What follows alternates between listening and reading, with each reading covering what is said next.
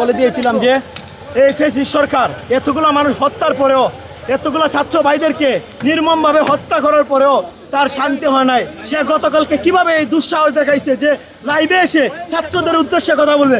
এই বাংলাদেশের ছাত্র জনতা এই ফ্যাসিস্ট সরকারকে চায় না। এই ফ্যাসিস্ট সরকারের কোনো ঠাঁই নাই বাংলাদেশে। বা যারা, আমি আবারও হুঁশিয়ার করে দিচ্ছি, যে বা যারা এই কাজের সাথে জড়িত আছে, এই যে সুশান্ত দাশগুপ্তা কিছুদিন আগে একটা লাইভ করছে, যার কারণে আজকে এই ফ্যাসিস্ট হাসিনা এই লাইভে আসার সাহসিকতা দেখাইছে। তো এই সুশান্তকে বলে দেই যে বারবার তোমাকে হুঁশিয়ার করতেছে, এরপর কিন্তু আর কোনো হুঁশিয়ারি নাই, এরপর আমরা অ্যাকশনে যেতে বাধ্য হব।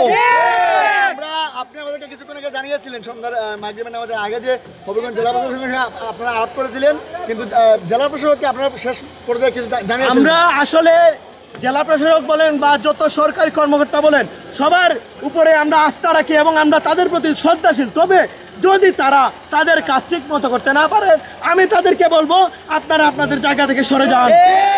আপনাদের দরকার নেই এই জায়গার মধ্যে থাকার, যেখানে এই ফ্যাসিস্ট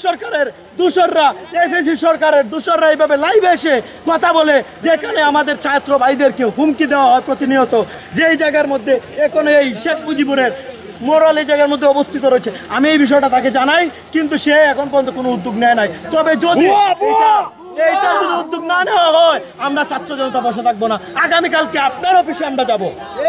আমরা কিন্তু বসে থাকার মানুষটা, আপনি জানেন আমরা কি করতে জানি, আমরা ছাত্র সমাজ কি করতে জানি, আপনি ভালো করে জানেন। তো আমাদেরকে অবজ্ঞা করবেন না, অবহেলিত করবেন না। হচ্ছে একটা মোরাল আমরা ঘুরিয়ে দিয়েছি আপাতত, কিন্তু এই মোরাল ঘুরিয়ে দেওয়ার আগ পর্যন্ত আমরা ছাত্র জনতা এই জায়গায় আমরা এই মুজিববাদীর বিরুদ্ধে, বিএনপি বলেন, জামাত বলেন, ছাত্র জনতা বলেন, সবাই এক। ছাত্র যদি মুজিববাদী কখনো মুখ ফিরে থাকা, তবে সবাই আমরা ঐক্যবদ্ধ হয়ে কাজ করব। আপনার যেমন দাবিগুলো ছিল, জেলা প্রশাসন যদি আপনাদের দাবিগুলো না মানে, তাহলে আপনারা কি করণীয় করবেন?